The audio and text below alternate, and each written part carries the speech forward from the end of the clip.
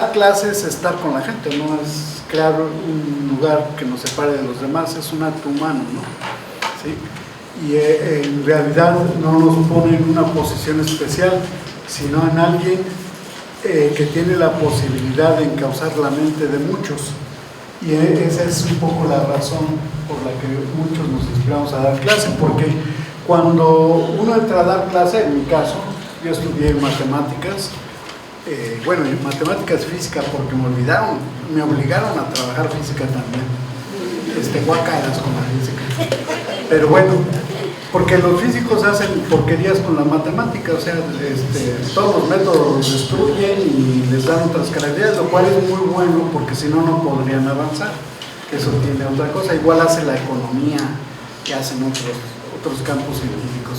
El purismo que hay en la matemática es exclusivamente para la matemática y hay que adaptarlo a distintas situaciones. Y esto me lleva a una cosa, cuando uno trata de estudiar matemáticas, piensa que la matemática es una cosa, entonces a los holgazanes como yo, que podíamos hacer factorizaciones, resolver ecuaciones y hacer muchas cosas, pues nos era requete fácil, decíamos, bueno, pues ahí está la papa, ¿verdad? Si hay que flojear, hay que meterse a hacer cosas de matemáticas, ¿no? Y aunque podría no tener uno las virtudes que tienen otros que son muy buenos en matemáticas, porque hay gente de un nivel muy alto, por lo menos podíamos irla pasando, ¿no? ¿Sí? De tal suerte que uno dice estudio primaria, allá en mi país es de 1 a 6 años más o menos, no, perdón, de 5 a 11 años, y luego de secundaria es los 3 años que siguen, bachilleratos o 3 años que siguen, luego entra uno a la escuela superior o a la universidad, que son los estudios ya dedicados para las carreras profesionales, ¿no? Ya después viene el posgrado y si quiere uno seguir estudiando ya es su culpa, porque uno ya le estudia posgrado y todas esas cosas, ¿no? Y bueno, nunca deja uno de estudiar, ¿sí? Pero el chiste es que cuando entra uno a la escuela de matemáticas se da cuenta que es otra cosa y lo que creía uno que hacía bien es algo que ayuda, pero no es lo fundamental, porque la matemática es otra cosa. Y eso pasa en enseñanza, porque muchas veces en enseñanza dicen, hay que dar matemáticas, pues ahí está el ingeniero que sabe matemáticas, ¿no? Ahí está el contador que hace cuentas, pues hay que meterlo de maestro de matemáticas. Pero hay dos aspectos que son importantes. Uno, la enseñanza es un acto de relación humana, ¿sí? Entonces se inclina más hacia las ciencias sociales que hacia las ciencias puras como es la matemática. Y por otro lado, la matemática se trabaja en otro nivel y lo que llega a las clases es una versión también demasiado light, descafeinada de lo que es la matemática en sí. Y eso es un poco de lo que quiero yo hablar. Y cómo, aunque la matemática puede ser muy complicada para muchos, puede tener una posibilidad de aproximarse a las ideas matemáticas fundamentales, y de eso trata la enseñanza, ¿no? Entonces, porque yo he preguntado a muchos, bueno, ¿para ti qué es la matemática? Entonces luego agarran el celular y empiezan a buscar en Google, ¿no? En el diccionario de la RAE o uno de filosofía y empiezan a hablar de etimologías, una serie de cosas. No, la matemática tiene muchas cosas que ver, pero no nos vayamos a las definiciones oficiales, porque esas también pueden ser discutibles desde varios puntos de vista. Por eso me ocurrió decir, en serio, o sea, vamos a hablar de matemáticas, que aburrido, ¿no? ¿Sí? Y además hay que enseñarla. ¿Qué les pasa? Si queremos ser felices, ¿no? Y esto sucede en las aulas de matemáticas en general, ¿verdad? Ahí va corriendo el niño, le dice, no, ya es cobarde, y el niño le dice de grosería, ¿verdad? ¿Sí? Digo, hay que reconocerlo, no tiene el favor esta disciplina de todos, ¿verdad? Incluso hay quien elige la carrera buscando no tener nada que ver con matemáticas, ¿no? Sí. Bueno, ahí está el maestro bien feliz porque tiene que enseñar matemáticas. Bueno, pero también se crea esto que yo le llamé el síndrome del superhumano, Porque miren, por un lado, hay una tradición que viene desde Platón, en donde se decía en el libro de la República, decía algo parecido, no es yo lo puse con mis palabras porque no encontré la copia y tampoco sé griego y en fin. Entonces agarré una traducción del libro en inglés y lo puse, y lo que decía él es que si alguien es bueno en matemáticas es bien bueno para lo demás. Existe esa creencia, ¿no? Y que si no es bueno en matemáticas, se aprende matemáticas, se vuelve bueno en lo demás. Él se refería a los cálculos, ¿sí? Porque que esa es otra cosa, es otro chisme que no se lo deben de creer, porque siempre pensamos en matemáticas en los números, pero son relaciones cuantitativas y espaciales. Y lo que menos se trabaja en los cursos de matemáticas en los niveles básicos y preparatorios para la universidad es la geometría. Casi todo se vuelve álgebra y se vuelve aritmética, ¿sí? Y la pobre geometría, que además de la geometría nacieron las principales ideas matemáticas, tanto para el número como para el álgebra. Bueno, y hay, pero ese es otro tema que ya se los contaré si hay otra oportunidad. Pero realmente el rastro, si le sigue uno el rastro a la matemática en su historia, primero tuvo que ser el espacio. Bueno, es más, imagínense que ustedes están chiquitos, ¿sí? Están en el vientre materno, todos arrugaditos. Ya salen y ¿qué es lo primero que perciben cuando ya pueden ver bien y todo? ¿Qué ven? Pues el espacio. Y empiezan a hablar de lo lejano, lo cercano, lo alto, lo chico, y todo tiene que ver primero con el espacio, antes que el número, antes que la simbología, antes que cualquier chisme. Eso es primero. La geometría tiene un papel muy importante, incluso muchos de los descubrimientos de Arquímedes y de muchos otros matemáticos de épocas muy antiguas tienen que ver con intentos de resolver problemas geométricos o que los llegaron a trabajar primero teniendo ideas geométricas. Hay un libro de Arquímedes, El Método, donde se platica cómo se le ocurrió lo del volumen, la esfera del cilindro y el cono, la relación que hay entre ellos, y es solamente ideas geométricas. Ya después, como en la época había que hacer la demostración, porque eso era la manera de formalizar el conocimiento, pues hizo una demostración, y a veces lo que uno conoce es la demostración. Eso les pasa a los matemáticos. Están haciéndose bolas, ellos solitos, se enojan porque no les salen las cosas, se dicen groserías entre ellos. Por cierto, hay libros donde tienen las cartas entre ellos, están re buenas porque se dicen groserías y se dicen un montón de cosas. Sería bueno que lo leyeran porque son muy humanos. Y el hecho es que en determinado momento esos intentos los llevan a conseguir un mejor conocimiento en la vinculación de unos con otros. Porque a veces también se piensa que el conocimiento matemático es mucho de la persona. O sea, hasta se dicen, es que tú eres bueno en matemáticas. Pues quién sabe, ¿no?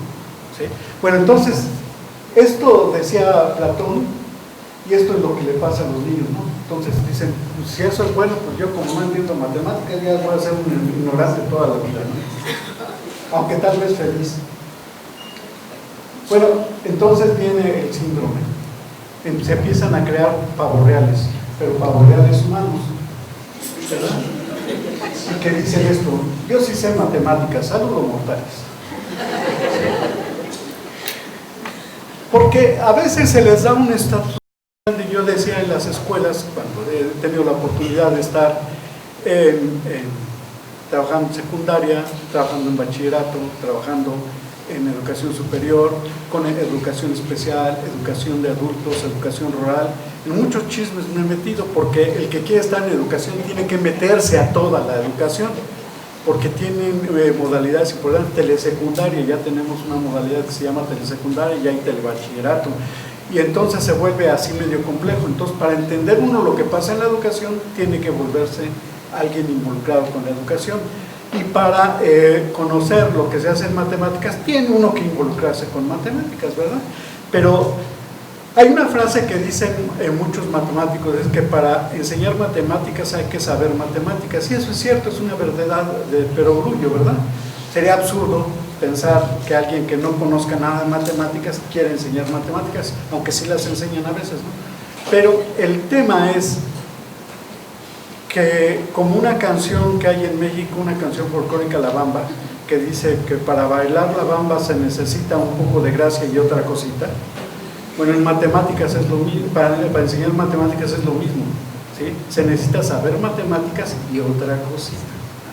Y por eso se habla de otras cuestiones que están en torno a la enseñanza de la matemática que se salen nada más del contenido, ¿no? ¿Sí? Bueno, entonces pasemos a esto. Pero fíjense que el desagrado es generalizado. Miren, por ejemplo, este meme. Me gusta ver memes de matemáticas porque me dicen, ¿cómo están reaccionando los chavos? Porque son los maestros más en memes, ¿verdad? Que sí los hacen. Ahí me los mandan. Bueno, noten aquí cómo para dormirse, en vez de pensar en borreguitos que saltan la cerca, pues está pensando en símbolos matemáticos, ¿no? Aquí hay otro, ¿no? Que el profe pregunta que no han entendido y dice, yo desde tercer grado no he entendido nada. Entonces, aquí hay otro donde la bibliotecaria dice, ¿quién metió los libros de matemáticas en la sección de horror? Este, que es clásico, que los ingenieros dicen, bueno, me enseñaron todas esas cosas, es la curva donde va avanzando el contenido matemático, pero termino usando Excel. Entonces dicen, ¿para qué me enseñan tantas cosas si lo que voy a terminar es usando Excel? Y otra que tiene que ver con lo mismo, se las voy a traducir por una cortesía del Ministerio de Educación de Perú. ¿Sí? Entonces, estoy esperando a ver cuándo voy a utilizar lo que me enseñaron. Aquí tienen otra. Le encantan las matemáticas porque 4x4 es una camioneta. 2x1 es una oferta. ¿Verdad? Entonces, la matemática sí tiene mucha utilidad. Pero estos son la reacción de los niños cuando vienen. Que no venga el maestro de matemáticas, que no venga. ¿Sí? Bueno, hay que poner los pies en la tierra. Tenemos una situación muy difícil, porque por un lado, independientemente de si queremos o no la matemática, tiene que ver con relaciones cuantitativas y espaciales. Y todos los campos de conocimiento, la geografía, ¿verdad? La química, la física, y le podemos buscar, tienen relación con matemáticas. Si enseño literatura y hablo de los cuentos que se escribían en la India y en otros lados, nos damos cuenta que hablan de relaciones matemáticas, proporcionalidad, para repartir una herencia y una serie de cosas, ¿no? Hay muchos ejemplos muy bonitos de eso. Pero bueno, entonces, aquí hay otros memos donde nos dicen qué opinión tienen los estudiantes de la matemática. En la primaria, bien padre, porque todos con manzanitas. ¿Sí? En la secundaria, ¿qué hay que sumar letras? ¿Qué es eso de A más B? ¿Sí? Ya en el bachillerato aparecen por ahí algunos numeritos ya puras letras. ¿Sí? Y al final, en superior, si sale por ahí un número, es mucha casualidad. ¿Sí? Pero fíjense, no se ve bien, pero el cuadro de hasta arriba a la izquierda es lo que está en el pizarrón, lo que el alumno está viendo de lo que hace el maestro. Eso es lo que ve el maestro, es algo muy sencillo. ¿Sí? Lo que ven los alumnos está en chino. ¿Sí? Lo que recuerdan es lo otro, que está en blanco, ¿verdad? Y luego lo que vendrá en el examen son muchas cosas más de los que dijo el maestro. Y lo que ve la señora que hace al salón es un pizarrón todo sucio. ¿Sí? Bueno, en general aquí nos muestran muchas cosas. En general en matemáticas nos vamos más a los resultados, porque es lo más cómodo. ¿Sí? Pero hay ya datos en la investigación donde se puede obtener un resultado correcto con procedimientos incorrectos. Y entonces puede ser que estemos calificando cosas que no nos han entendido nada, ¿sí? O al revés también, ¿verdad? Que haya resultados incorrectos que provienen de resultados correctos. Yo tengo por ahí un ejemplo muy bueno para un caso de ingeniería, en donde las diferencias con procedimientos correctos, los resultados se disparan muchísimo. Entonces, el caso es que le damos alguna cualidad a la matemática y pensamos que siempre son tener fórmulas y procedimientos, y lo importante es que el maestro me diga qué es lo que tengo que hacer. Pero también el maestro pide que el capacitador o el supervisor o el coordinador le diga lo que tiene que hacer. ¿Por qué? Porque es bien padre echarle la culpa a alguien, ¿no? Como en investigación que dicen, fulano de tal dijo y ponen ahí, ¿sí? Y pengano de tal dijo y ponen ahí. Y entonces cuando los cuestiona uno, yo no lo dije, lo dijo ese, ¿no? Así, ¿verdad? Con el supervisor y el coordinador, pues yo hice lo que usted me dijo, ¿sí? Y si no salió, pues es que yo no estoy equivocado, es simplemente que no es correcto. Entonces, estamos muy acostumbrados a eso, hasta con las nuevas disposiciones que hay en todos los países, que les dicen que por disposición oficial los tienen que hacer que piensen, que construyan, bla, bla, bla, y los chavitos dicen, ¿y eso duele? Dice el maestro, dice, no, no se preocupen, en realidad vamos a hacer lo mismo, nada más que hay que decir que vamos a hacer cosas diferentes. ¿Sí? ¿Por qué? Porque a veces todos los cambios que vienen en educación están relacionados con otras situaciones que no hemos visto, sobre todo si estudiamos una carrera de ciencias o de ingeniería. Muchas veces no llevamos otro tipo de materias que nos hacen reflexionar en cómo trabaja la mente. Es donde realmente está el germen de la matemática tradicional. Sí, fíjense lo que dice aquí. Hay películas que se hacen sobre libros, y dicen que las películas que se hacen sobre libros no son mejores que el libro. Bueno, lo mismo se pregunta del Baldor. ¿Alguien quiere que hagan una película de Baldor para ver si el libro es mejor que la película, verdad? ¿Sí? Aquí viene otro, que es donde está el Baldor, pero nadie se ha puesto a pensar que son 5.790 ejercicios. Háganme el maldito favor por no decir una grosería. ¿Sí? ¿A quién se le ocurre eso? Obviamente, si les da dolor de cabeza, pues no se preocupen, tienen razón. Pero fíjense que con el tiempo y con los programas sociales, el Baldor se ha convertido en otra cosa, porque la portada era esa antes, ahora ya cambió.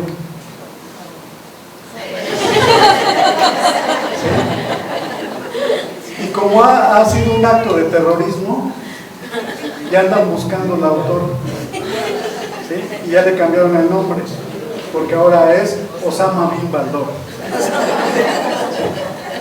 Por eso, por el terrorismo que ha causado este camino. Y miren, miradas que matan. ¿Cuál es la última? La del Baldor. ¿Sí? ¿Y qué es lo que pasa con el Baldor? Pues que el Baldor lo que tenemos que hacer es aprendernos los procedimientos, las fórmulas y bla, bla, bla. Incluso hay muchos que todavía no les tienen que dar un tema y que hacen, van y consultan el Baldor. ¿Sí? ¿Y qué es lo que sucede? Pues estamos reciclando lo mismo. Queremos que los estudiantes sean críticos, pero no los dejamos criticar. Queremos que piensen, pero no los hacemos pensar. Queremos que se comuniquen las ideas, pero pues no los dejamos hablar. Queremos que sean creativos y les pedimos que repitan cosas. Estás como de cantina o de bares. Es algo increíble, pero eso pasa. Entonces, como tienen que hacer muchos ejercicios, pues como a las computadoras, la RAM se les acaba, ¿no? Y generalmente los estudiantes tienen muchos problemas por la memoria. Fíjense que lo que decía Einstein, recordando a la memoria, decía que la memoria es la inteligencia de los troncos. Porque muchas veces se piensa que la matemática se aprende y hay que memorizarla, ¿sí? Pero la verdad, si ustedes conocieran los matemáticos que yo conozco, no recuerdan nada, ni con quién se casaron, ni quiénes son sus hijos, nada de ellos recuerdan, ¿sí? Se andan metiendo en casas de desconocidos. ¿Sí? Y la verdad que sí hay una memoria, pero una memoria que llamaron un investigador ruso, le llama memoria matemática. ¿Qué quiere decir? Que es algo diferente de lo que hacemos. ¿Qué hacemos cuando usamos nuestra memoria? Vemos casos particulares y los recordamos, ¿no? ¿Sí? Digo, como las parejas, ¿no? Que les dice a uno, Bueno, yo siempre te he dicho que esto se hace así. No es cierto, el día tal, a tal hora, estabas vestido de tal, usabas tales zapatos y me dijiste otra cosa. ¿Verdad? Ya es mentira porque ya con una vez ya se fregó el asunto, ¿no? Se puede uno portar bien 1.000.000 de veces, pero con una vez que se porte mal, ya se fregó. ¿Sí? Pero vemos casos particulares. En matemáticas lo que se memorizan son estructuras, son cosas diferentes. Y eso sí los matemáticos lo tienen muy presente. ¿Por qué? Porque incluso uno piensa que los algoritmos son gachos, pero no, son buenos. ¿Y por qué son buenos? Porque nos permiten avanzar a otras cosas sin tener que hacer todo el proceso para lograr hacer una cierta operación o algo rutinario. Entonces el algoritmo tiene una función y de hecho si uno hace algo de computación se da cuenta de que los algoritmos justamente me van reduciendo pasos en el proceso de programación y cada vez hay algoritmos que reducen toda una serie de pasos ya y nada más llama uno ese comando y ya se hace más chiquito todo. Es decir, el algoritmo me permite ver un poco más allá de las cosas, pero no hay que exagerar, ¿no? Por lo menos tiene que comprender los algoritmos. Bueno, ¿qué hacen los matemáticos? Porque a Fermi, un gran físico, le preguntaron una vez, creo que a Fermi, si no es chisme y no me crean, pero a Fermi le preguntaron, ¿qué es la física? Y él respondió, eso que hacen los físicos. ¿Sí? Y tenía razón. ¿Por qué? Porque a la gente le es muy difícil describir realmente qué es lo que hace la física, ¿no? ¿Sí? Porque en general son muchas invenciones, como toda teoría. Toda teoría crea sus invenciones, que son los supuestos básicos de la teoría, y estudia las relaciones. Si esas se presentan en otros contextos, pues la teoría adquiere más fuerza, ¿no? ¿Sí? ¿Qué es lo que pasó con la física? ¿Quién ha visto las flechitas? Cuando alguien empuja a alguien, ¿ven la flechita de la fuerza? No, ¿verdad? ¿Sí? Entonces es la droga que usan los físicos. Y hablan de los cuantos, de las partículas y no sé qué. Y uno por más que abre los ojos no ve nada de eso. ¿Sí? ¿Por qué? Porque en toda la ciencia se crean los constructos que me permiten explicar y si tienen el poder de predecir mejor. ¿Sí? ¿Cuándo se desechan las teorías? Cuando no corresponden a lo que está pasando, que es al revés de lo que la gente piensa. Uno piensa que la realidad se comporta como dice la teoría y no es cierto. La teoría son aproximaciones a la realidad y se usa lo que sirve y lo que no sirve pues, se va desechando con el tiempo. Fíjense qué curioso, porque a pesar de que existe ya muchas versiones de la física y se anda buscando la teoría unificada de la física, se sigue usando Newton. ¿Sí? Y esos académicos que dicen, no, es que la literatura tiene que ser de hace 10 años. Pues estamos usando todavía Newton, ¿sí? Estamos usando todavía Euclides. ¿Sí? Entonces hay que tener mucho cuidado con eso, porque hay conocimientos que son parte del proceso de la comprensión del mundo. No terminan ahí. Y esto me lleva a otra cuestión. Aprender es tomar para sí. Hagan de cuenta que están las ideas matemáticas por ahí así, ya, como los mosquitos, ¿no? ¿Sí? Entonces yo ¿qué hago? Lo agarro, lo apachurro y ya quedo conmigo. Esa es un poco la idea de aprender, que las cosas son ahí, no tienen otra versión, las puedo tomar y ya con esa me quedo y dura para toda la vida. Y eso no es cierto, el conocimiento va cambiando constantemente. De ahí nacen las otras ideas del constructivismo, que es yo me acerco al objeto, así como me estoy acercando aquí al de la luz, ¿sí? Lo tapo, pero no sé si lo tapé, no lo tapé mucho. O sea, me acerco, pero no lo puedo tal vez lograr entender todo. Y a veces voy hacia el objeto y luego me doy un retroceso y luego le doy vueltas o yo me doy vueltas, ¿verdad? Porque no es una manera predecible la manera en que uno se acerca al conocimiento. ¿Y cuándo termina ese proceso? Pues quién sabe, porque cada vez la noción de número, las nociones que se utilizan en el cálculo diferencial e integral, incluso en la misma estadística, van cambiando constantemente con el tiempo. Entonces podemos agarrar la esencia, el significado que está detrás de eso, pero la versión oficial va a cambiar. ¿Sí? Entonces por eso uno tiene que estarse renovando constantemente. Bueno, ahí les puse una línea del tiempo más o menos para ver dónde estamos nosotros. Una vez nos dicen, siempre nos dicen esos chismes, que la matemática, que los egipcios y que no sé qué. Sí, es cierto, pues, se divertían mucho con la matemática, tenían que resolver problemas de reparto, tenían que resolver problemas de cuentas, una serie de cosas. Inventaron muy buenas cosas que todavía vemos en la educación básica, ¿sí? Estaban los números naturales fundamentalmente, después nacieron un poco las fracciones, pero por ahí aparecieron unos fantasmas que son los números irracionales, porque ya intervenía el razonamiento lógico en todo eso. Entonces empezaron a hacerse así como una fiesta, ¿no? Siempre no sobra un borracho, y ahí estaban los números irracionales. Entonces, esa es una parte de la historia. Otra parte es donde la matemática ya no solo se ocupaba para repartos, para ir al mercado, para pequeñas transacciones comerciales, sino se utilizaba para comprender lo que pasa con otros fenómenos como los de la física, ¿verdad? ¿Sí? La biología, la química, y esto es más o menos lo que abarca el bachillerato. Y allí ya surgen otras problemáticas en el tiempo. Los números, las fracciones ya se veían como números racionales, que incluye a los números negativos. Y lo que hay detrás es la estructura de campo, como dicen los matemáticos. No es campo de fútbol ni nada de eso. No sé por qué les ponen esos nombres. Porque yo cuando estudiaba decía el campo y buscaba la foto del campo y no había nada. ¿Sí? O hablaban de grupos. ¿Y cuál grupo? Puras letras. ¿Sí? Entonces, hablan de anillos. Imagínense. Están como borrachos, ¿no? Pero así es la cosa.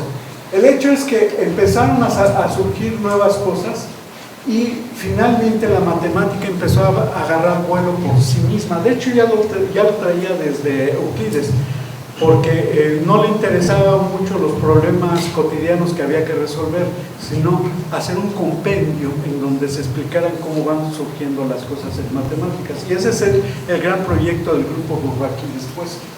Bueno, después vino otra matemática que ya hay cosas que tocan la realidad, pero hay otras que no andan fuera. Antes creíamos que la teoría de conjuntos y la lógica era la base de la fundamentación de la matemática, pero salen por ahí las teorías de las categorías, donde el conjunto es una cosita así de nada, y luego sale la teoría de topos, y siguen haciendo cebolas con muchas cosas, ¿no? Pero eso ya no nos llega a nosotros. Entonces, ¿en dónde estamos en la educación? En la etapa verde. Y la matemática va hecha a la raya para otro lado. O sea, para llegar a tener una idea de lo que es la matemática actualmente, necesitaríamos cambiar el currículum. ¿Sí? Y quién sabe si vale la pena cambiarlo. Porque hay habilidades y cosas básicas que deben saber todo ciudadano. Entonces hay muchas preguntas ahí, pero realmente decir que uno enseña matemática, pues quién sabe cuál está enseñando, la verde, la amarilla o la rojita. ¿Sí? Y cada una tiene su lógica de desarrollo.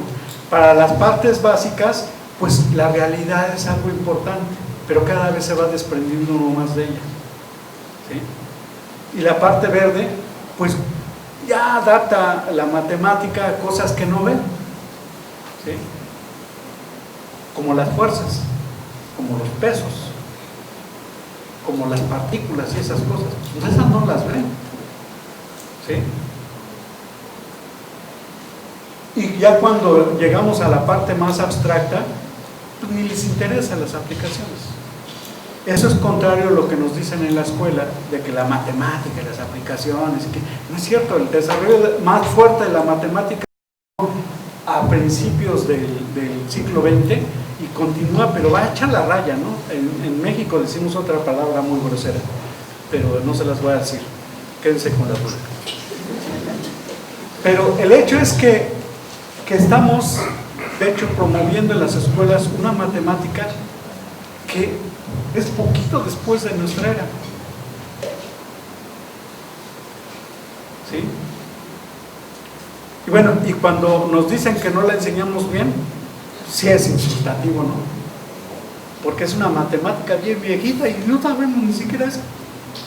No la muelen, ¿no? Bueno, esta es una idea que tenemos que tener clara. Que Si yo hago una carrera de matemáticas, tengo que estudiar una matemática con otra estructura y otros intereses. Si la aplico, tengo que tener conocimientos del campo donde se está utilizando, ¿verdad? ¿Sí? Que no era lo mismo, porque esto de las compras en la primera etapa, el dividir un área, etcétera, son cosas muy diversas. Por ejemplo, jugué en uno de los talleres de Apinema, no sé si alguno estuvo ahí, con el Tangram. Y yo dije, ¿y esta porquería para qué sirve? Pues que para armar figuritas. Y entonces intenté hacer ver que hay muchas cosas escondidas en el Tangram que nos llevan a ideas matemáticas muy fuertes. Y llegué hasta el tercer problema de Hilbert, que planteó que son los 23 problemas que han movido el mundo matemático durante muchos años. ¿Sí? Porque las ideas que están en el Tangram se derivan a cosas muy, muy importantes. ¿Sí? Y a veces lo que nos quedamos es nada más en un punto. ¿Qué quiere decir? Que para sacarle jugo a la matemática y hacer que los alumnos le saquen jugo, ¿quién tiene que sacarle jugo primero? El maestro. ¿Qué? ¿Con lo que le enseñan? Sí, pues es lo que tiene a la mano, pero tiene que profundizar, tiene que encontrar nuevas relaciones, tiene que buscar más, porque si no lo hace el maestro, ¿quién lo va a hacer? Y si el maestro quiere que lo hagan los alumnos, ¿cómo lo van a hacer si ni siquiera hay ejemplo? Porque se habla de, por ejemplo, de transmisión de valores, de cultura, de todas esas vainas que son importantes, pero si el espíritu matemático no se logra pasar, aunque los estudiantes sean médicos después o economistas, no importa, cometen sus errores ellos, ¿no? ¿Sí? Pero si no son matemáticos no importa, porque la esencia del manejo de las ideas matemáticas va a quedar ahí. Y eso sirve. En la matemática se desarrollan habilidades que no son fáciles de desarrollar en otros campos del conocimiento, y voy a tratar de referirme un poco a eso después. La enseñanza tradicional de la matemática, entonces estamos... el primer currículo formal de la educación básica se generó en la Revolución Industrial. Fíjense, si no se acuerdan más o menos cuándo era la Revolución Industrial, no se preocupen, yo también la busqué en internet, pero... siglo XVI al siglo XXI seguimos igual, con ese mismo currículo. Por más que digan que hay reformas, ¿qué hacen? Cambian un contenido a otro lado, le dan una manita de gato, como decimos, ¿verdad? ¿Sí? O un zarpazo de tigres y lo deforman todo. ¿Sí? Pero el hecho es que de alguna manera pues las cosas no están funcionando bien, están en contra de lo que pasa en la historia. Bueno, y lo que no ha cambiado las clases de matemáticas es el pizarrón. Los maestros de matemáticas están enamorados del pizarrón. Se voltean, le dan la espalda a los alumnos, le hablan, mira, es que X, que le pasa, así que esto y que lo otro. Y el pizarrón calladito. Y los alumnos peor, ¿no? ¿Sí? Este es un meme que salió en internet también, que muestra lo que es la enseñanza tradicional. O sea, el maestro saca información a ver qué les cae en la cabeza a los estudiantes. ¿Sí? A otros ya están dispuestos a explotar. Qué tristeza.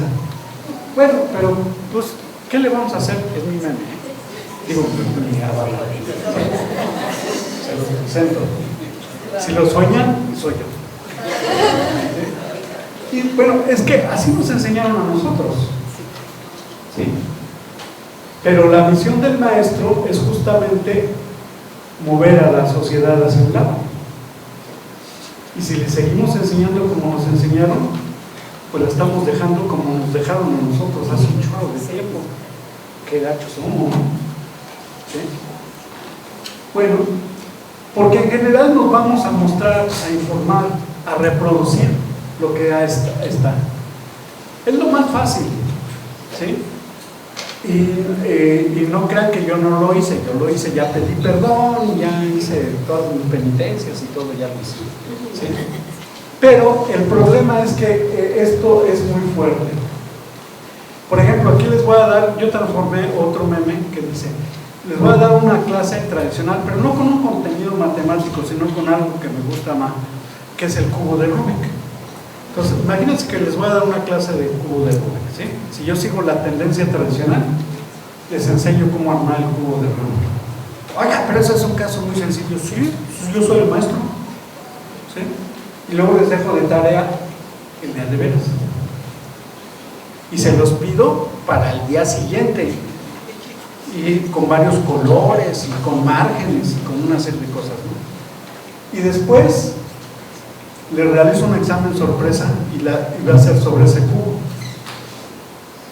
¿Sí? Y después, cuando le pedimos al alumno que nos diga qué entendió, nos dice que entendió esto.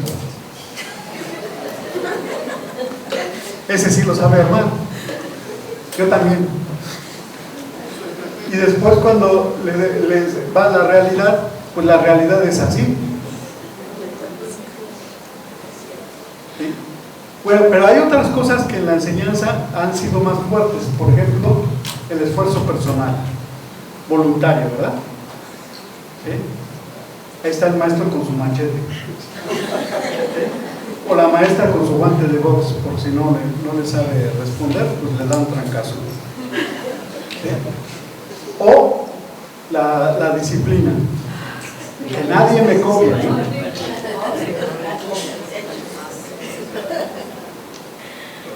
O esto que en inglés ahorita por una cortesía del Ministerio de Educación se los voy a traducir, que dice, el maestro está escribiendo en el pizarrón, alguien levanta la mano y el maestro siente que alguien levantó la mano y dice, mejor no volteo, ¿no? Más de no darle la pena ahorita, no volteo porque me va a preguntar. Y como en general no estamos preparados, cosa curiosa, para explicar por qué las cosas son así, preferimos no dar explicaciones. ¿Sí? Porque yo lo he trabajado con maestros cuando trabajo fracciones, por ejemplo, se esmeran en que no, que el mundo común múltiplo, que le haces aquí, que la manzanita, y que el pastel, y que la pizza, y que no sé qué más guayabas. ¿Sí? Pero cuando llegan a multiplicación de fracciones, ¿cómo le haces? Pues les doy el algoritmo. ¿Por qué no haces un trabajo similar? No, pues es más fácil dar el algoritmo, porque además ellos me dicen después, oiga, si multiplicando los de arriba y los de abajo para sacar el resultado, ¿por qué no sumamos los de arriba y los de abajo para sacar la suma? Hay que ser coherentes, ¿no? ¿Sí? Pero ese es otro significado de esa expresión, porque uno piensa que la matemática está en el símbolo. No, está en los significados que tienen los símbolos. Esa es una cosa diferente. Bueno, entonces ya hablamos que la enseñanza tradicional tiene contenidos que son muy estables, no han cambiado desde la revolución industrial hasta la fecha. Si acaso cuando metimos lógica y conjuntos, pero una partecita así que ni era lógica ni eran conjuntos, ¿no? Diagramas de Venn era lo que se manejaba.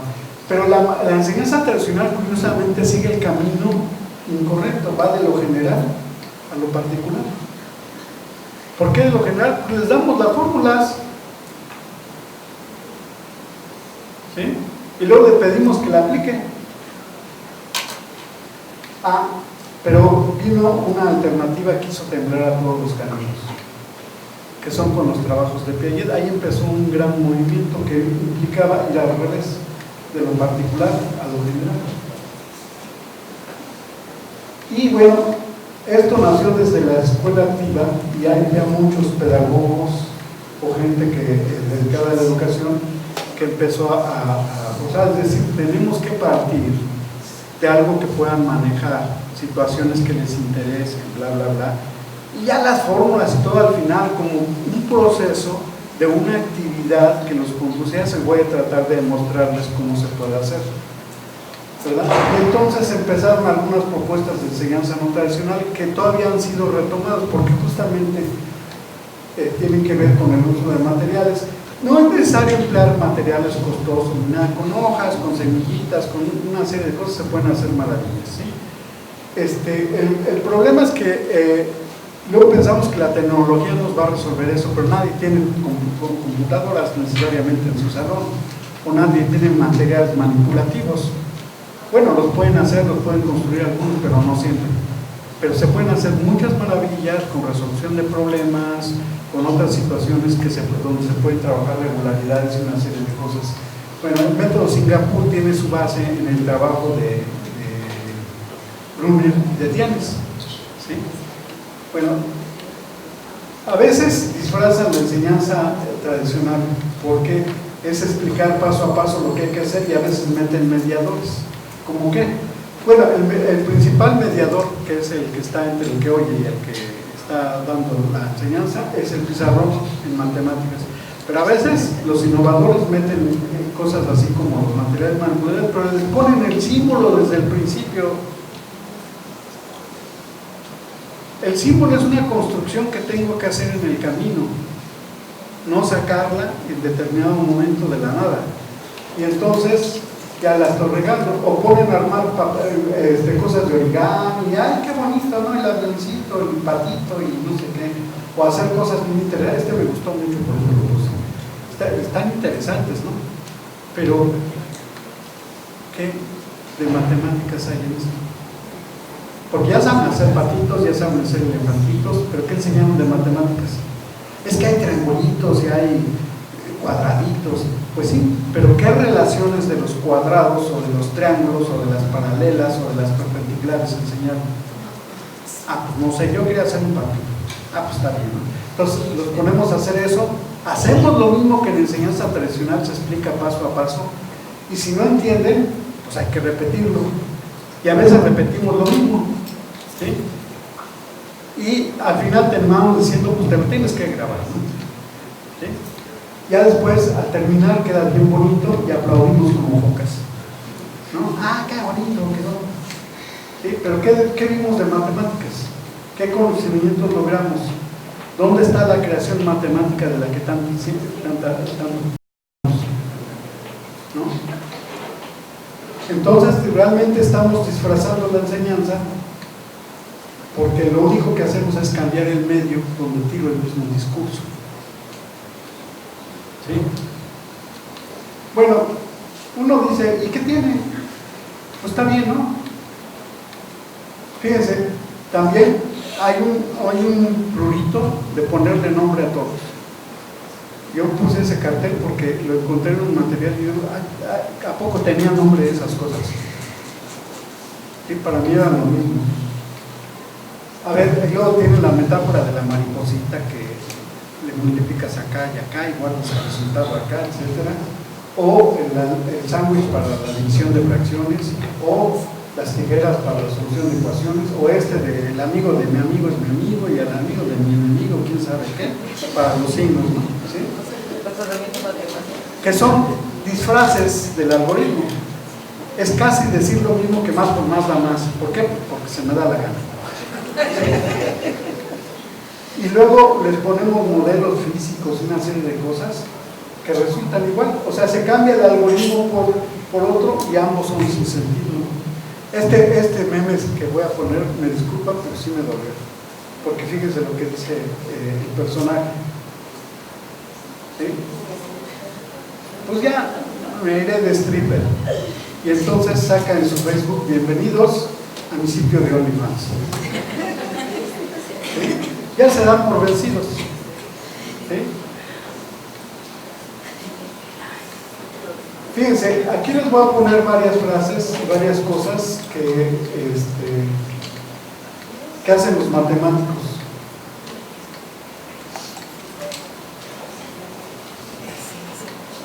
¿Cómo les quedó el ojo? ¿Sí? Bueno, principalmente los matemáticos hablan mucho de esto y es curioso. En general, los matemáticos son gente muy modesta, que no se cree nada. Todo lo somete a prueba. ¿Sí? Entonces, si a un matemático le dan un algoritmo, dice, ¿a qué? Yo no me lo voy a aprender, yo voy a ver cómo funciona, ¿no? Ya después, cuando ve que funciona, pues hasta se acuerda de él cuando lo tiene que usar. ¿Sí? Pero tiene que saber las razones de por qué las cosas son así.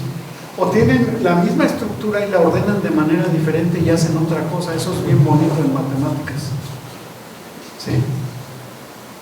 O, por ejemplo, uno maneja las materias aisladas, aritmética, álgebra, geometría, pero es al revés. Nació primero la geometría, luego salieron algunas ideas del número, luego salieron ideas algebraicas y ponemos la geometría donde nadie la ve. ¿Sí? Entonces estamos contra el orden histórico. Y luego ya Posteriormente los matemáticos dijeron, bueno, tenemos la geometría plana, ¿qué tal si el plano lo doblo? ¿Qué me sale? Y salen nuevas relaciones geométricas y de ahí se pueden ver geometrías no euclidianas.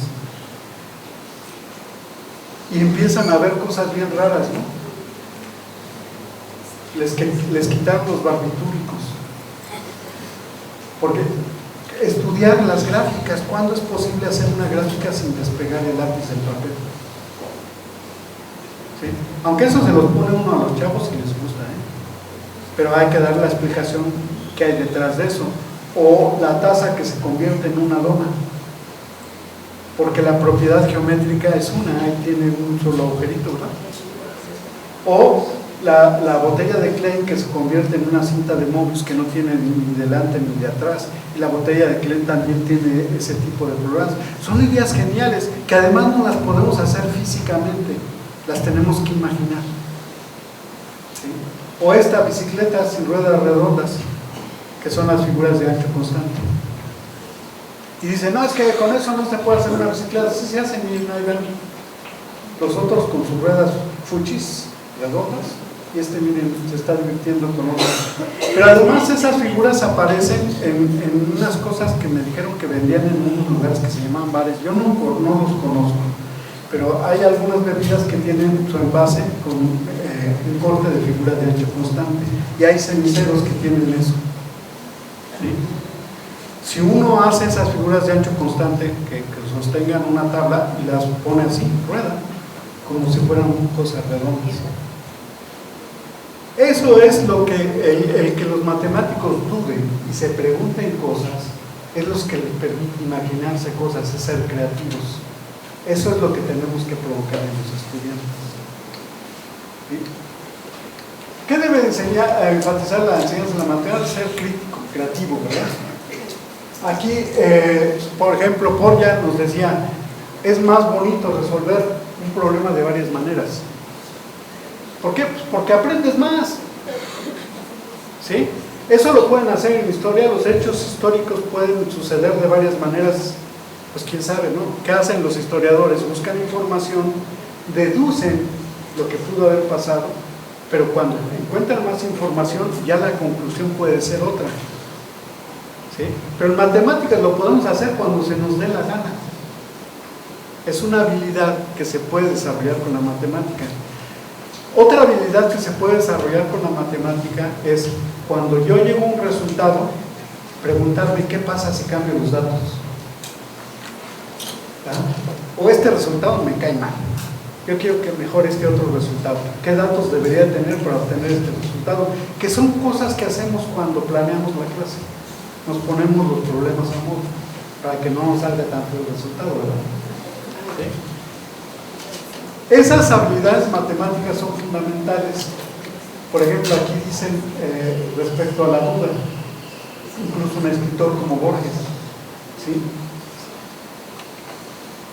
Duda mucho el matemático, no por ser canijo, sino porque quiere entender. Entonces la duda es una plataforma importante. Ser flexible, es decir, insistir en que las cosas se pueden atacar de varias maneras. Y es muy divertido resolver un problema y luego buscar otra forma de resolverlo y luego encontrar otra forma que es más corta de resolverlo. Eso es bien divertido en matemáticas. ¿Sí? Y eso se lo quitamos a los niños, pero además es lo que hacen los matemáticos. Los matemáticos están explorando algo, encuentran un resultado, lo publican, y luego llega alguien que dice, jajaja, yo lo sé hacer más rápido, ¿sí? Y entonces se ponen a analizar por qué lo saben hacer más rápido.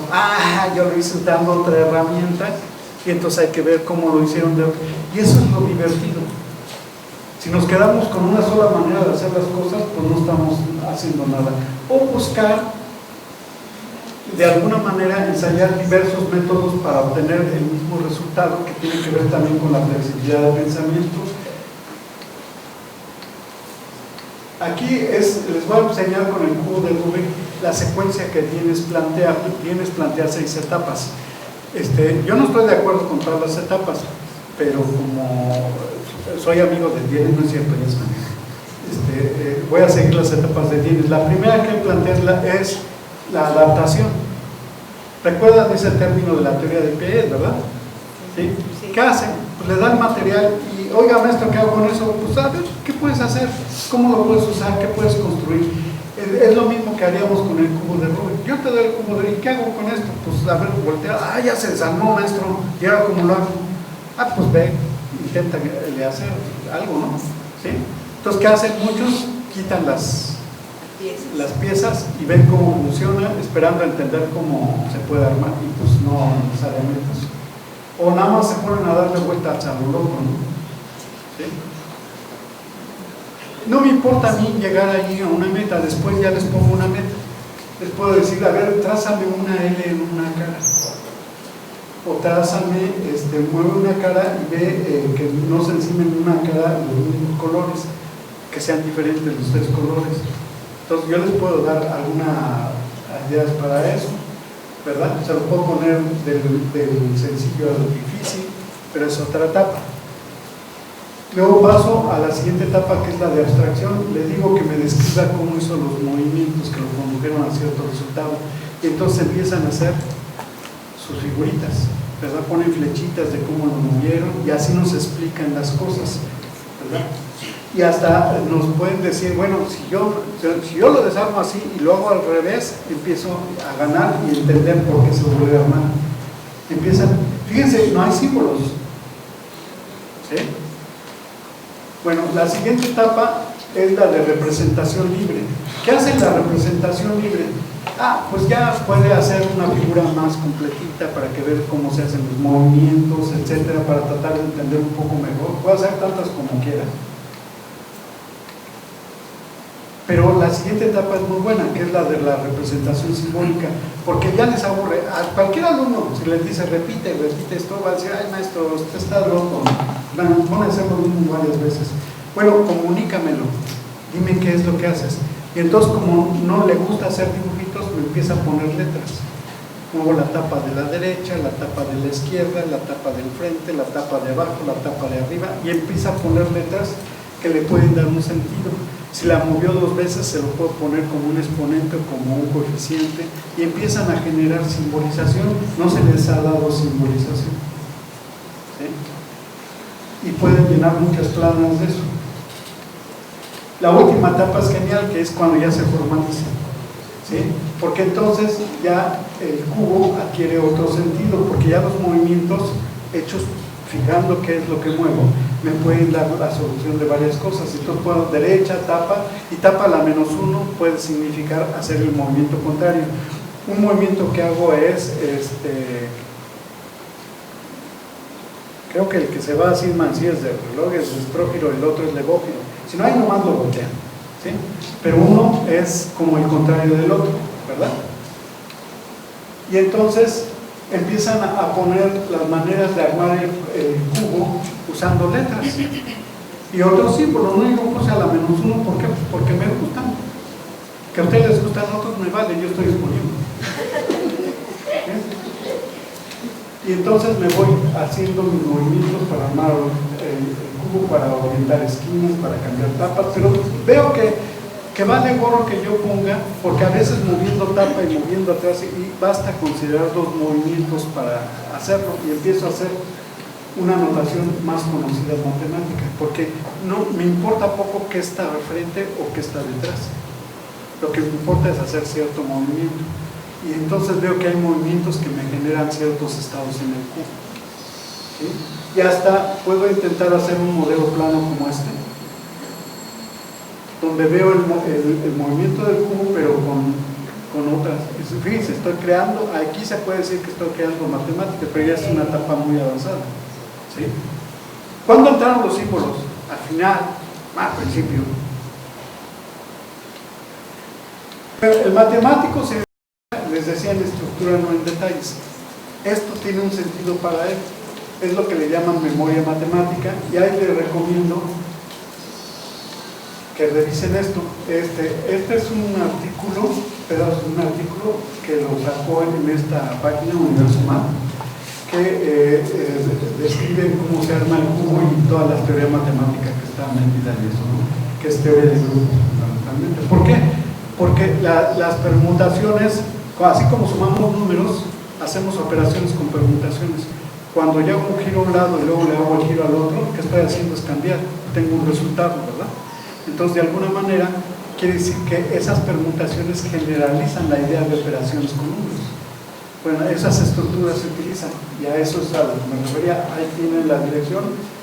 Como por ahí van a quedarse con la presentación, me pueden sacarla después si quieren, ¿no?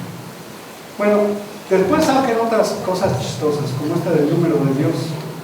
Que bueno, este personaje, el cabezón, que tiene un buen programa de fusión en derivando, el sitio se llama derivando, sacó que son tantos movimientos que son 43 quintillones de movimientos. Hay otro que sacó un resultado, no he revisado las fórmulas, la verdad me da flojera, por eso traje las dos. Pero uno se empieza a preguntar, ¿por qué uno da 43? ¿Serían qué? 4 trillones, ¿no? Y un poquito más. Y entonces uno se pregunta otra cosa, ¿cuántos movimientos a lo más tengo que hacer para poder armar el juego? Razonablemente, ¿verdad? ¿Sí? Y bueno, tardaron muchos años, desde 1974 hasta el 2010, a demostrar que son 20 movimientos. ¿Sí? Y es un resultado muy interesante, lo sacaron con computadoras y Google prestó las computadoras para que hicieran esas simulaciones. Entonces, lo curioso es que sabemos que con 20 movimientos se arma, pero entonces ¿cómo? Pues eso está ronca, ¿no? Es otro espíritu en la matemática. A veces sabemos que hay solución o que no la hay, pero si hay solución, a veces no sabemos cómo. Son los teoremas de existencia, ¿sí? Que es otra cosa que en la formación básica no existe, ¿verdad? Ese es un clásico problema en matemáticas. La teoría de ecuaciones diferenciales está llena de esos. Bueno, no me está funcionando bien. ¿Ya funcionó? No. Bueno, todos los voy a hacer desde acá. Sí, bueno, es que como están varias combinaciones, fíjense, viene otro reto. ¿Cómo lo puedo hacer más rápido? ¿O qué puedo hacer con eso? Porque cuando ya lo estudio a profundidad, ya tengo los algoritmos, pues ya puedo hacer muchas cosas. Fíjense, los de allá lo resolvieron en menos, un poquito más de, ahí dice, no alcanzo a leer, pero es muy poquito tiempo, vean lo que se tarda en armar. ¿Sí? Fíjense, el niño lo que está haciendo es revisar el cubo, después le van a poner una venda en los ojos y lo va a armar con los ojos cerrados. ¿Sí? Este niño aparentemente está haciendo malabarismo con los cubos, no, los está armando y a la vez está haciendo malabarismo. Está armando 3 cubos a la vez. ¿Sí? Pero si sabemos el algoritmo, le podemos dar a hacer un robot que lo arme. Yo lo desarmo como se me dé la gana, el robot lo analiza y luego lo arma, ¿no? O puedo inventarme un cubo que se desarme y arme solito. ¿Sí? Porque ya tengo el algoritmo, por eso decía el algoritmo no es tan malo, me permite avanzar a otras ideas. Entonces ahí todavía no vemos, sigue malabareando el camino. Creo que lo vamos a esperar toda la tarde, ¿no es cierto? Y miren el niño. Pero esto me da una idea muy padre, que es, primero tengo que explorar, ya teniendo el algoritmo no nada más lo aplico, tengo que explorar en qué situación lo tengo que aplicar, ¿verdad? Entonces por eso lo analizan, ¿sí? Y ya conociendo el procedimiento, pues puedo hacer muchísimas cosas. Ahí todavía el niño no arma los 3 cubos, pero se va a ver un momento en que los arma los 3 y todos le aplauden como es natural, ¿verdad? Bueno, si alguien le ha preguntado a un buen jugador de ajedrez qué hace si se aprende todos los movimientos que hace el otro, y muchos dicen, bueno, sobre todo en partidas simultáneas, no se fija no se acuerda de los movimientos de los otros. Lo que hace es ver la configuración del tablero y así responde en cada una de las simultáneas. ¿Sí? Es lo mismo que están haciendo ellos. Primero ven la configuración del cubo desarmado y ya, entendiéndola, pueden lograr armarlo. Porque ya saben los movimientos que tienen que hacerlo. Ya vieron que le están aplaudiendo, ya arman los 3. ¿Sí? Bueno, Eso es lo que yo me refería con memoria matemática. Hay que conocer la estructura, ¿verdad?, más que los casos específicos. Bueno, pero el trabajo del matemático continúa. Puedo enseñar cubos de otras maneras, con otras formas. Puedo también con más caras. Puedo también complicarlos más. Aunque el algoritmo va a ser básicamente el mismo. ¿Sí? Puede tener alguna pequeña variación. Como por ejemplo cuando tenemos una figura al centro, a veces armamos todo lo demás y queda la figura volteada, la del centro. Entonces hay que hacer el algoritmo para orientarla bien.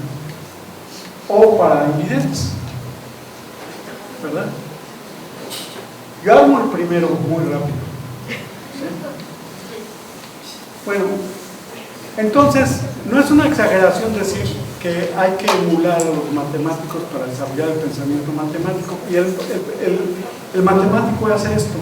En general lo que hace es, de acuerdo con la historia, porque imagínense, ¿quién enseñó matemáticas a los antiguos? No habían escuelas, ni maestros, ni reglamentos escolares, ni gobiernos, ni nada. Pues ellos fueron generando el conocimiento a partir de interactuar con las cosas, ¿verdad? Y tienen que explorar, explicar, concordar, formalizar, reorganizar, modificar, transformar, etc. Tienen que hacer muchas cosas. Pero la simbología y la manera de comunicarlo ya a la perfección es hasta el último, no al principio. Entonces, aquí lo que enseñamos es contrario a la historia. Primero la duda, ¿qué pasa?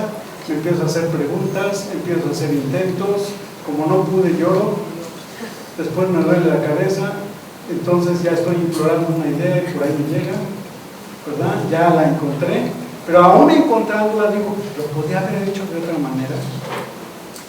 Esas son las preguntas básicas en el desarrollo de la matemática. Bueno, les voy a poner, para terminar, un ejemplo rápido. Por ejemplo, ven la regla de los signos y los niños, ¿qué hacen? Su alma se va. Entonces, yo les voy a enseñar cómo lo sostengan aquí, que no se vaya tan lejos.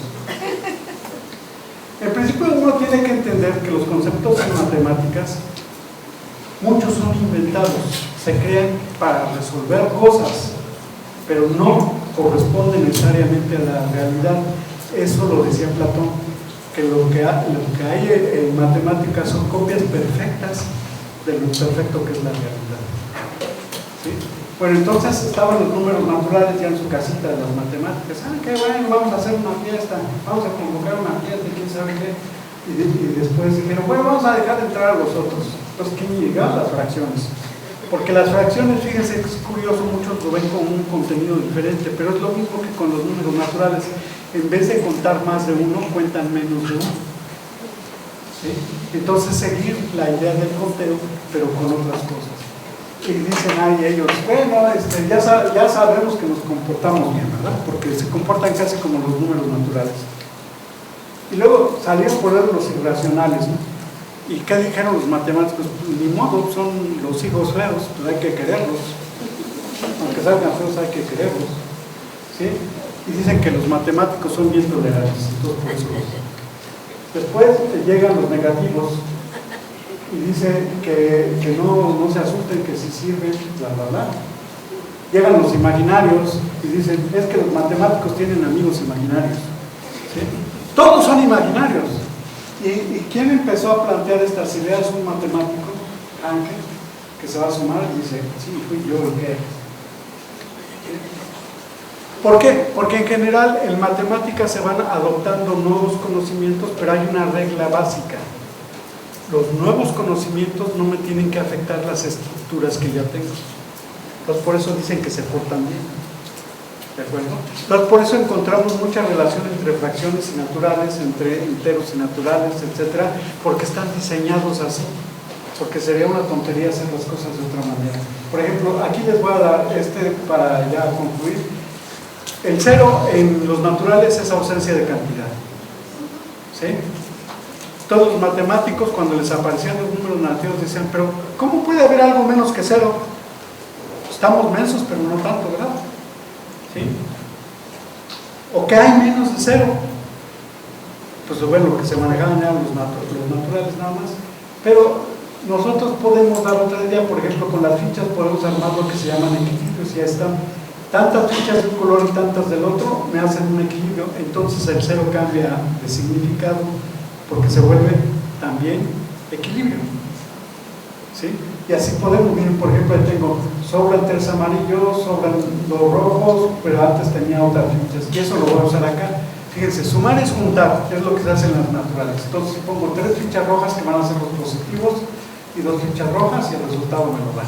Es lo que hacemos en los naturales, ¿no? Pero les pongo paréntesis el signo porque hay que denotar que son diferentes. Ya cuando veamos que se comportan igual, nos vale, ¿no? Luego, aquí tengo 3 rojas, y le tengo que agregar 2 amarillas o 2 negativos. Entonces el resultado, porque hay un equilibrio, lo quito y me da más 1. Rápido. Luego tengo 3 amarillas y le tengo que agregar 2 rojas, entonces hay un equilibrio, lo quito, se va a volar y ya me queda menos 1. Luego 3 negativas y 2 negativas, los junto y me dan 5, ¿verdad? ¿Sí? Bueno, para restar, retirar, ¿verdad? Bueno, entonces tengo 3 rojas y tengo que retirar 2 rojas. Pues se las quito, que se vayan a volar. Ahí está, el resultado. Luego tengo 3 rojas y le tengo que quitar 2 amarillas. Achis, no tengo. Pues ¿cómo no tienes equilibrios? ¿Verdad? Entonces le pongo un equilibrio y quito las 2 amarillas y ya. Quedó el resultado.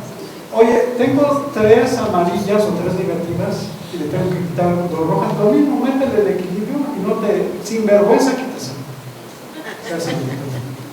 Luego tengo 3 amarillas y le tengo que quitar 2 amarillas. Ahí sí se puede rápido, sin meter equilibrio, ya me da el resultado. Bueno, esto es, de hecho, los chinos lo manejaban así para el comercio. ¿Okay? O muy parecido, no con esta versión. Ellos eran más inteligentes. Pero el secreto es la multiplicación. Y ahí es donde tengo que buscar en qué se parece a lo anterior. ¿Verdad? Lo nuevo se debe respetar. Que la multiplicación es un factor me dice tantas veces el otro. Y entonces es lo que aplico, tantas veces el otro. Y es lo que voy a usar aquí, y la división es lo contrario a la multiplicación. Son las 2 ideas básicas, son las estructuras que tenemos que tener en mente. Entonces, por ejemplo, más 3 por más 2, que es poner, porque tiene un signo, ¿verdad? Poner 3 veces más 2. Entonces yo muy obediente lo pongo, ¿verdad?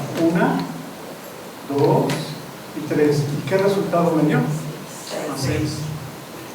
Me dice el otro, pon 3 veces menos 2. Pues lo pongo, ¿por qué no? Me da menos 6. El otro me dice, aquí me empieza a ver lo bueno. Quita 3 veces más 2. ¿De dónde quito? Pues de un 0. Entonces quito una vez, quito otra vez, quito otra vez. ¿Y qué me queda? Menos 6. Y abajo que me dice, quita 3 veces menos 2, pero no tengo nada. Entonces, ¿qué hago? Pongo 0. Y luego quito 3 veces menos 2 y vean lo que me va a dar. No, que el amigo de mi amigo y que mi enemigo y que no sé qué. ¿Para qué andan con chismes?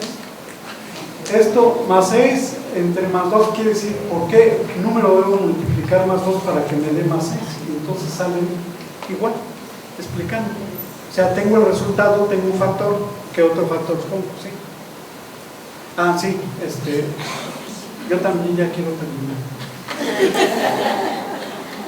Bueno, de todos modos ahí se les queda para que ustedes lo vean. Entonces, la idea es que tengan referentes los estudiantes, que es más fácil recordar imágenes que fórmulas para poder hacer las cosas, ¿no? Y una cosa que deben de tener claro es que no hay resultados inmediatos. En educación siempre quieren, se cambia el método y ya mañana todos salen siendo matemáticos. Pues no, hay etapas de adaptación en donde los estudiantes reorganizan las estructuras mentales y a veces tardan. Yo lo he trabajado en algunas tesis, se hace el experimento, inmediatamente no hay diferencias entre los dos grupos, pero cuando se le hace una medición después de 3 o 4 meses, se dispara el grupo experimental. Y eso es muy interesante porque quiere decir que esos procesos están. Déjenme apurarme porque Ya me están viendo.